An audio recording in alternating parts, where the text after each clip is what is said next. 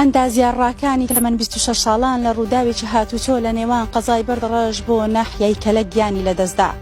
دوای دەستنیشانکردنی دەستگیرانەکەی و دەرچوونی پشکنینی خوێن، خانەوادە و خزم و کەسەکانی ڕاکان خەریکی خۆ ئامادەکردن بوون بۆ مەراسیمی مارە بڕینی ڕاکان. بەڵام مەرگ ڕێگەی نەدا ئەڵقەکەی بگۆڕێتەوە لەگەڵ دەستگیرانی. ئیدی سەفەری کردو بووە میوانی ئەم گۆڕە لە جیاتی ئاهەنگ تازی و شیوەن و ڕۆڕۆی خستە نێوان خانەوادەکەی.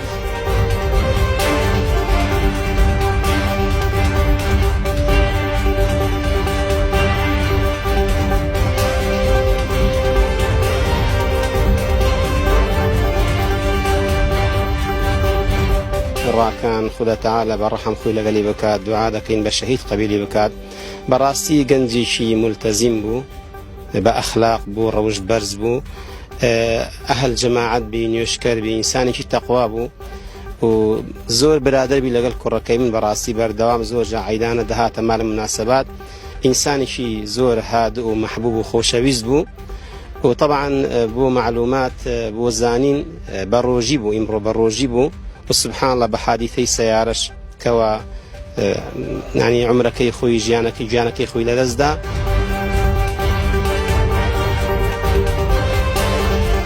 ئەو گەنجەیە خۆشەویستی هەموو گەنجەکانی بەردەڕەش بوو. بەڕاستی ئەو گەنجەیە لە کولەی نەفت خلاصی کردبوو، تازە لە ساعب ئیش و کار و کاسبی بوو. ئەو گەنجەیە ئەمڕۆ بەڕۆژی بوو کە لە تاسیعە بوو.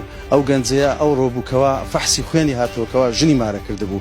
بەڕاستی تازەدارە بەردەڕەش بەجارێک. بەڕاستی ئەو کارەساتێکی زۆر گەورە بوو، هەم برا و هاوڕێی خۆشەویستم لەدەستدا. لە مێژۆ پێکەوە بووین.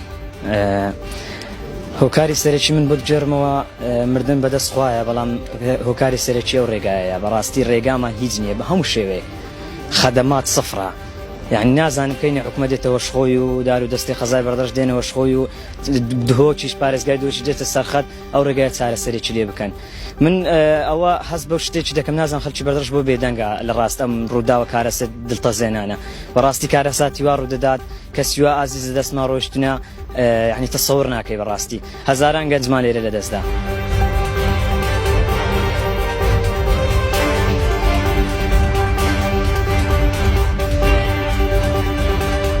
تا ئێستاش باوەڕ ناکەین.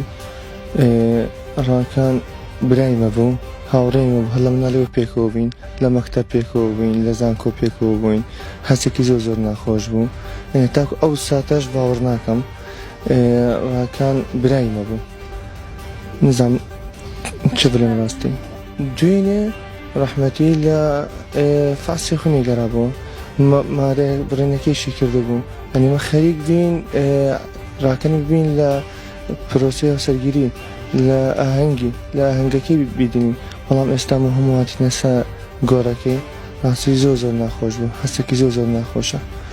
هەمووان چاوەڕێ ئەوەی بین کە لە ئاهەنگی ئەی ببینین پێکەوە، بەڵام ئەو کە دەبینی لێرە زۆر خۆش بوو، زۆر دڵخۆش. ینی باوەڕ ناکەم ئەبەت.